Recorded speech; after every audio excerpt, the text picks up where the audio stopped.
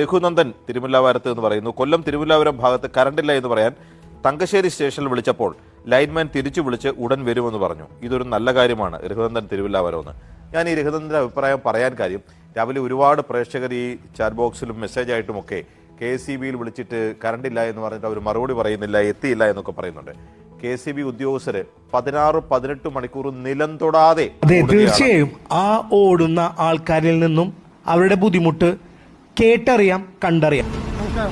എന്റെ പേര് സാറിന് രാജീവ് അല്ലേ, വാടനപ്പള്ളി. ഓക്കെ രാജീവ് സാർ, നമ്മളിപ്പോ KSEB എന്ന് പറയുമ്പോ ഒരുവിധം എല്ലാവരും കറണ്ട് പോകുമ്പോ ഞാൻ ഉൾപ്പെടെ ഇതെന്താണ് കറണ്ട് വരാത്ത, ഇവർക്ക് എന്താണ് പണിയെന്ന് ചിന്തിക്കുന്ന ആൾക്കാരാ ഞാൻ. അപ്പൊ നിങ്ങളുടെ കഷ്ടപ്പാട് നമ്മള് ഓരോരുത്തരും കാണുന്നത് ഇങ്ങനത്തെ ഒരു അവസ്ഥകൾ വരുമ്പോഴാണ്.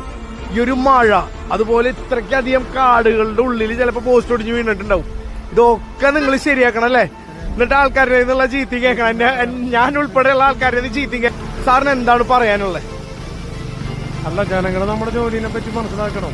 എന്ന് വെച്ച് കഴിഞ്ഞാൽ നമ്മൾ ചെയ്യുന്ന കഷ്ടപ്പാട് കണ്ടില്ലേ? ആ പോസ്റ്റ് ഒന്ന് ഓടിച്ച് നോക്കിയിട്ട് ഇപ്പൊ കാലാവസ്ഥ ഇങ്ങനെ മഴ നിൽക്കുന്ന ഒരു കാലാവസ്ഥ, ആ കാലാവസ്ഥയിലും രാത്രിയൊന്നും പകരുന്നില്ലാണ്ട് നമ്മൾ എല്ലാ വർക്കർമാരും ഇത്രയും പണിക്കാർ കണ്ടില്ലേ? കമ്മിറ്റി ടൈമിലൊക്കെ നന്നായി പണിയെടുക്കണം. എന്നിട്ടും നമുക്ക് രാത്രി വീഡിയോ കോളുകൾ ഓരോരുത്തരെ ജനങ്ങളെ വരും, തെറികൾ വിളിക്കും.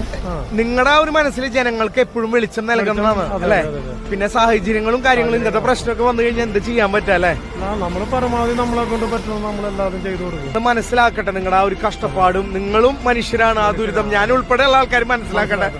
അപ്പോ തീർച്ചയായിട്ടും അപ്പൊ എന്തായാലും ഈ ഒരു സമയത്ത് നിങ്ങൾക്ക് വലിയൊരു ഹാറ്റ്സ് ഓഫ് തരാണ് കേട്ടാ.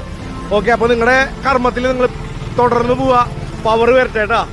Okay sir, thank you. ഇതൊക്കെ കണ്ടോ മച്ചവരെ, ഇത്ര നേരം നിന്നിട്ട് കഷ്ടപ്പെട്ട് കണ്ടോ.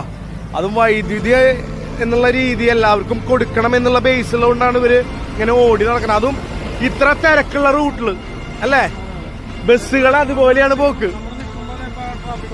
അവിടെ വന്ന് ഇടിച്ചു തീർച്ചയായിട്ടും അവർക്ക് ബിഗ് സല്യൂട്ട് കേട്ടാ. മഴയുള്ള സമയല്ലേ, സമ്മതിക്കണം കേട്ടോ. മഴയുള്ള സമയത്തല്ലേ,